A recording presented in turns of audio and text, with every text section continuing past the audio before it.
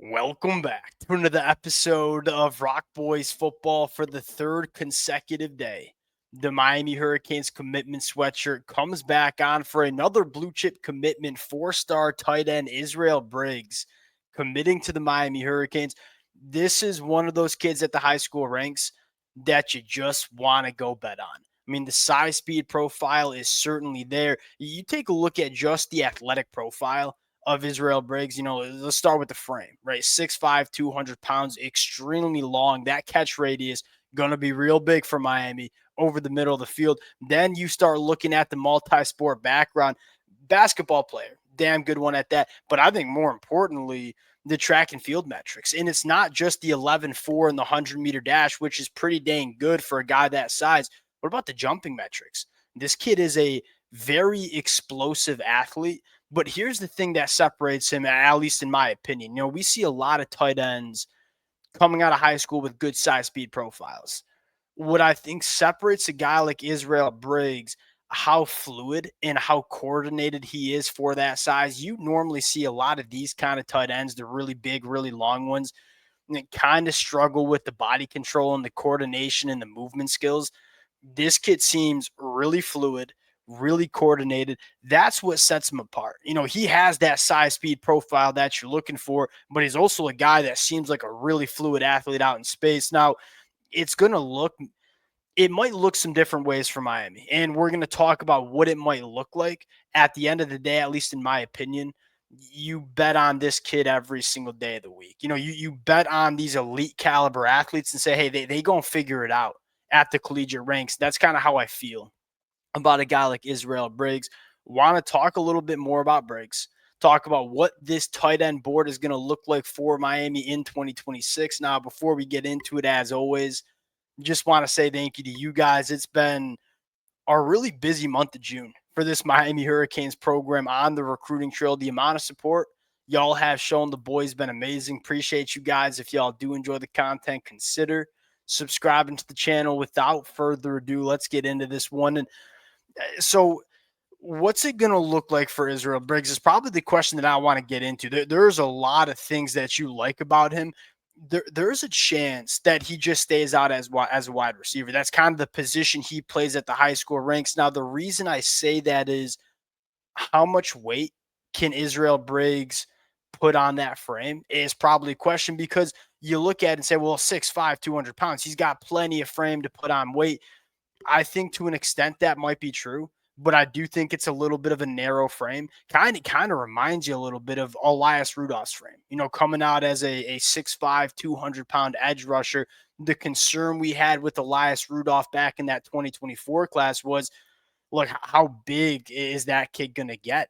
I think for Israel Briggs, I think it's okay to bet on a kid like this, because what if he gets up to 230 pounds? I think that's a possibility, and he'll be look, if you get him up to 230 pounds and you maintain the athleticism and movement patterns this kid has, he's going to be an absolute terror at the tight end position. But I'll say this, even if he can't get up to the weight to be an inline tight end blocker, I think he's still going to be a really good pass catcher on the outside, because his ability to go up and be a physical freak at the catch point, I think a lot of defensive backs on the boundary would struggle to deal with the size speed profile that Israel Briggs has. So the projection in terms of what role he's going to play, it certainly might be a little bit murky. But like how we started at the top of this, go bet on this kid and feel good about him figuring it out at the next level. Very intrigued to see what his body looks like after 12 months within this Miami Hurricanes program. And I'll say this, Miami has put themselves in a spot to go bet on a guy like Israel Briggs. He's probably not going to play year one, especially as a tight end, as he adds a little bit more weight to the frame. Well, you feel really good about Elijah Lofton going into year two. I think you feel really good about some of the freshman tight ends you have joining that team in 2025. You have a runway to get Israel Briggs physically ready before he has to play tight end for Miami, which I think is going to be really important for him. We'll see what it looks like. Kind of have some blind faith that this kid's going to figure it out, because I think he's a really, really unique kid. Now, here's the storyline. Where does Miami go to fill out their tight end class? There's a new name that we haven't talked a ton about that we better start talking about a little bit more. That's Zachary Turner from Duncanville, Texas. Just wait till you see the profile. 6'2", 215. Who does that immediately make you think of? Elijah Lofton. And look, you're right for thinking about Elijah Lofton. Number one for Zachary Turner, you ain't going to see many tight end prospects that have the production that Zachary Turner has. I mean, he caught for over 900 yards during his junior year, has a total of 1,700 receiving yards during his high school career prior to his senior year. Body type is not that prototypical tight end body. Look, I think Miami's going to have a ton of success with a guy like Elijah Lofton. I think Zachary Turner could be that next guy up. You can use him as an H-back. You can split him out wide. Similar to Elijah Lofton, I think he's very capable as an inline blocker. I mean, I think that's the biggest misconception about Elijah Lofton is because he's a little bit of a smaller tight end, he can inline block. I think Elijah Lofton's a dog. In fact, PFF graded him out as the best run blocker on the team as a true freshman for Miami last year. Zachary Turner, I think, would have a lot of success, very similar success that Elijah Lofton is having with Miami as well. This one makes a lot of sense. And here's the intriguing part. I think he's a little bit longer than Elijah Lofton. And it looks like those arms are pretty long. So I think he's going to have a little bit bigger of a catch radius, but he moves very similar to Elijah Lofton, moves so well for a bigger bodied pass catcher. Zachary Turner fires me up, and I would be very much okay with Israel Briggs and Zachary Turner as the two tight ends Miami decides to bring in. And I think the tight end room for Miami has the opportunity to be really good over the next couple of years. Now, you look at Miami in the 2025 cycle, where does Miami go next? I think we got another one coming Wednesday, right? Tyron Evans scheduled to commit Wednesday night. We'll certainly break that one down if it's Miami's way.